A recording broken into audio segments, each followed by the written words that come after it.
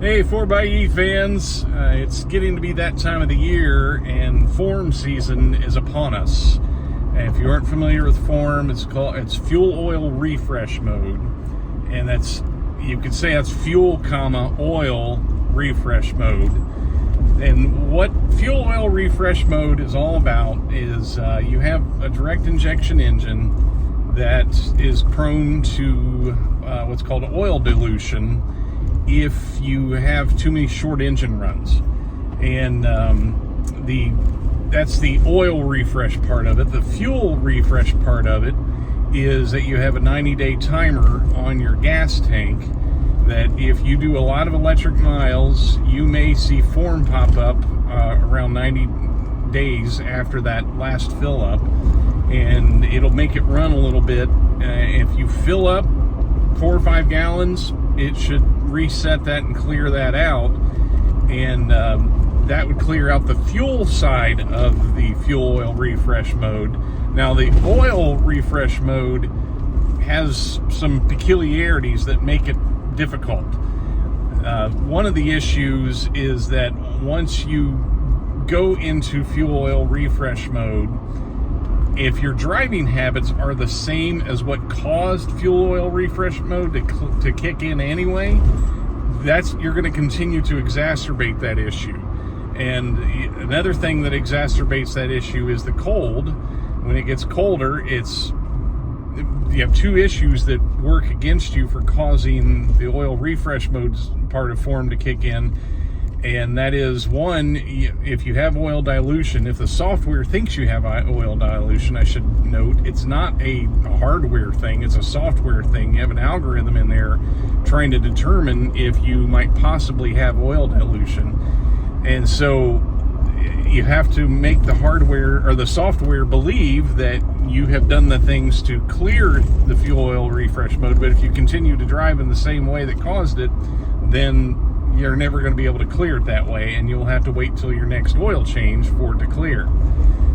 There are a myriad of ways that people have worked to clear form if it is the oil dilution side part of it, which, by the way, you have no idea. You know, all you get is the message on the dash. You get fuel oil refresh mode. You have no idea if it's the 90-day timer on the gas tank or if it's the oil dilution thing. You have no idea by looking at the instrumentation you're provided how close you are to either going into form or to clearing form. To me, it's a design issue, and I feel like they could have done a little bit better job of giving us the data we need. The data is there. If you want to use an OBD reader and use software like JScan on your phone, you can go in and pull the PIDs. I won't go into that in this video, but you can actually go in and see the PIDs that will show you what has caused your form and where you're at in clearing it.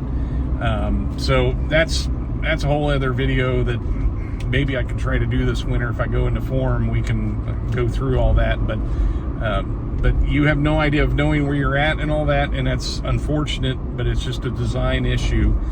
And so form becomes very frustrating for a lot of people over the winter, especially given this third issue that around 5 degrees Fahrenheit, the system wants to lock out electric use.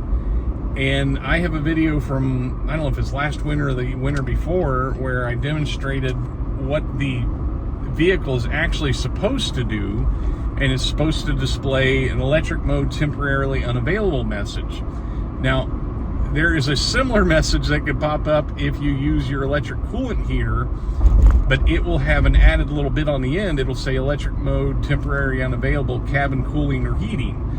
But if it just shows electric mode temporarily unavailable, that's likely due to it being around 5 degrees Fahrenheit out, and it goes into an electric lockout scenario.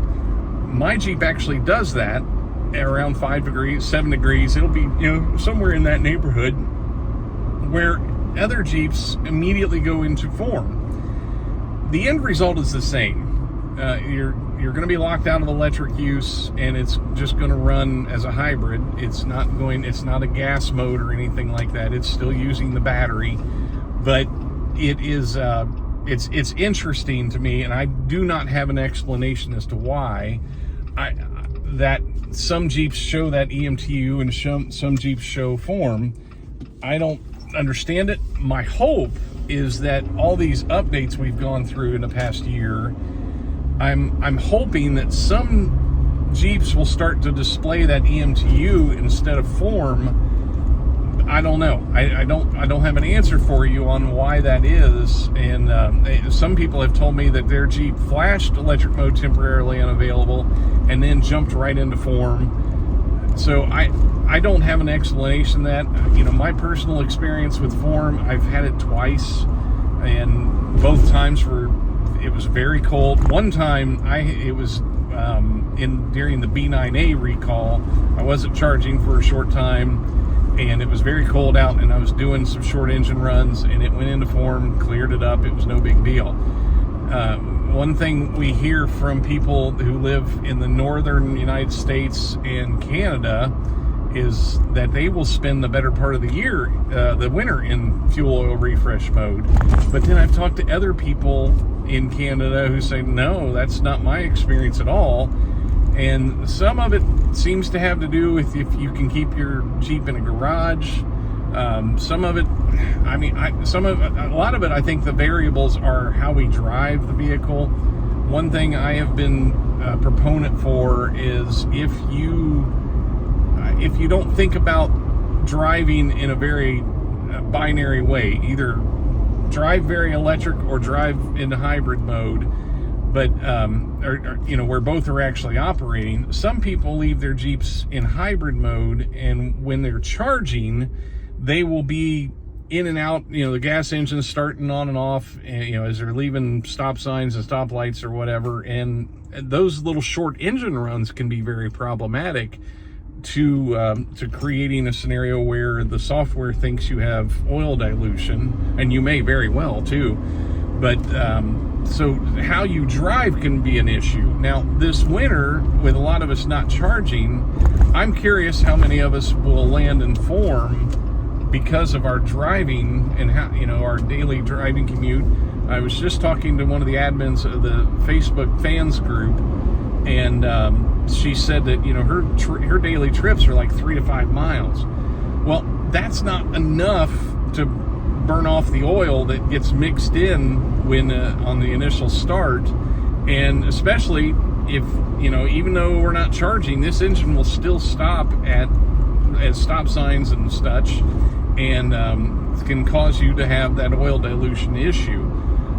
There are some ways around this. If you have a Grand Cherokee 4xe, you can, I think it's called sport mode, is something you can turn on, and it actually keeps the engine running.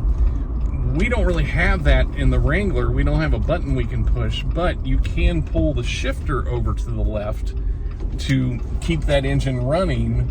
Now, that does put it in manual shift mode, so you do have to, be mindful of shifting. One thing I've done is if I'm in a situation where I'm getting a lot of stops and stuff, as the vehicle's slowing down, I will pull the shifter over to the left to keep the engine running, which is what I did just now. Now, it will downshift as you slow down. What it will not do is upshift as you're speeding back up. So what I have done a lot of times is, if I'm kind of conscious of how many times this engine is starting and stopping, I will pull it over into manual mode as I'm slowing down for a stop, let it downshift on its own. I don't do any manual downshifting. And then shortly after I take off from the stop, I put it back into automatic mode by moving the shifter back over to the right, and just allow it to shift normally. And that's my way of avoiding those little short engine runs and keeping the engine running and keep it burning that stuff off. So these are just ideas that you may want to think about this winter, as a lot of us are not charging, depending on how you drive. I mean, if you drive into work and you go 8 miles and you don't have any stops, and the engine's getting good and warmed up, probably not going to have any issues. If you do a lot, from the time you leave the house to the time you get to the office, if you are getting a lot of starts and stops, that's something to think about. Like, may count that. I mean, how many short engine runs am I incurring during the day? And see, right now I took off from a stoplight, and I flipped the shifter back over to automatic almost as soon as I started rolling. That kept that short engine run from happening, and I don't have to think about shifting. So these are all just ideas, things to throw at you. I'm, you know, every year since this thing has come out, our social media groups have just gotten peppered with forum posts, and it does get a little repetitive. So if you don't know about it, on Facebook there is actually a fuel oil refresh mode Facebook group that's just dedicated to it. You can read a lot of good information there, and you can search my past videos for FORM, fuel oil refresh mode, and I have more content talking about this and how to work with it and such. So there you go. Thanks for watching.